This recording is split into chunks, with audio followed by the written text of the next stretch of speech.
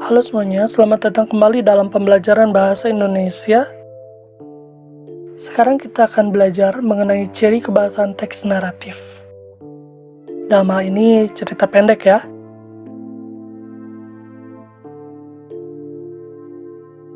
Yang pertama ada sudut pandang. Jadi dalam cerita pendek ini, kita sudah kenal ya bahwa umumnya ada dua sudut pandang yang biasa digunakan oleh penulis, yaitu orang pertama dan orang ketiga. Nah, kita dapat dengan mudah menemukan sudut pandang yang mana yang digunakan oleh penulis dengan memperhatikan kata-kata yang digunakannya.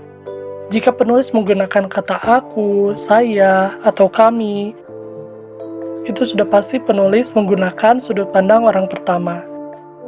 Namun jika penulis menggunakan kata ia, dia, mereka, atau nama, nah, penulis berarti menggunakan sudut pandang orang ketiga.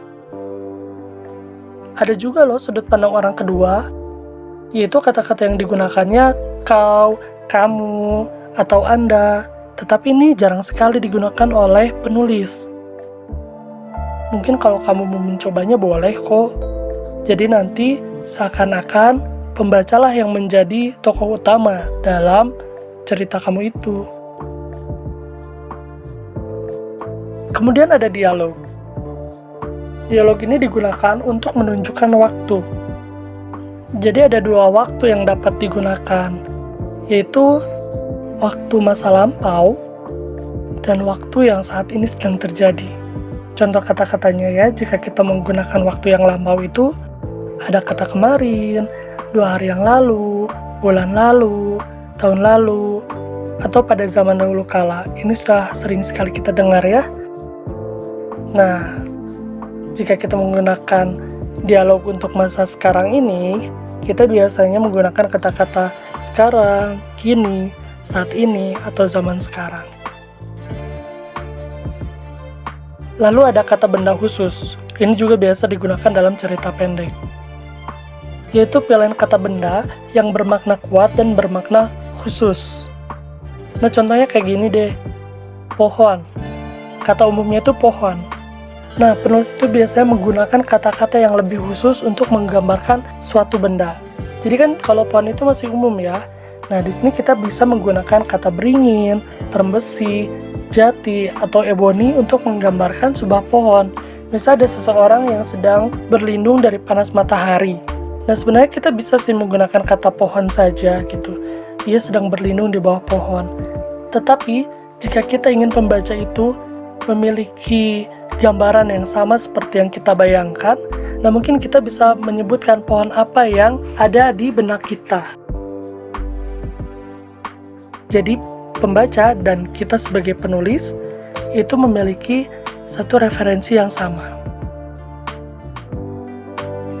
Kemudian ada uraian deskriptif, yaitu deskripsi yang rinci digunakan untuk menggambarkan pengalaman, latar, dan karakter. Misalnya nih, kita menggambarkan baunya seperti apa suara yang dapat didengar dari sebuah cerita, apa yang terlihat, dan seperti apa sih bentuknya gitu. Jadi dalam menulis cerita pendek, kita alangkah baiknya menggunakan uraian deskriptif ini untuk menggambarkan keadaan ya, agar pembaca itu lagi-lagi terbayang dengan apa yang kita maksudkan. Di sini ada contohnya nih. Saat aku tiba di taman milik Pangeran Charles itu, mataku terpukau pada suatu tanaman bunga yang tumbuh menyemak. Bunga-bunga tumbuh banyak sekali, warnanya merah muda.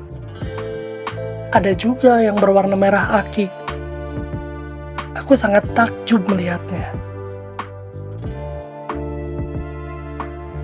Kemudian ada penggunaan majas. Nah, yang biasa digunakan itu ada 3 ya, simile, metafora, dan personifikasi. Simile itu perbandingan langsung, jadi contohnya itu seperti seekor burung sedang berusaha mempertahankan nyawanya. Dia terbang bagai batu lepas dari ketapel. Ada kata bagai ya di situ, jadi diibaratkan ketika burung itu keluar dari kandangnya ya, dia itu langsung melesat secepat kilat seperti kita melepaskan batu dari ketapel. Lalu ada metafora. majas perbandingan juga, tetapi tidak langsung. Nah, kita coba lihat contohnya. Anak itu memiliki hati batu. Dan yang kedua, pemuda adalah tulang punggung keluarga. Jadi di kalimat pertama itu seperti sedang membandingkan anak yang memiliki hati yang keras dengan batu yang sudah pasti keras itu ya. Jadi digambarkan seolah-olah hati anak itu sekeras batu ya. Dan yang terakhir, personifikasi, yaitu majas yang menggambarkan hal-hal selain manusia tetapi melakukan kegiatan manusia. Contohnya, awan tertatih-tatih melintasi langit.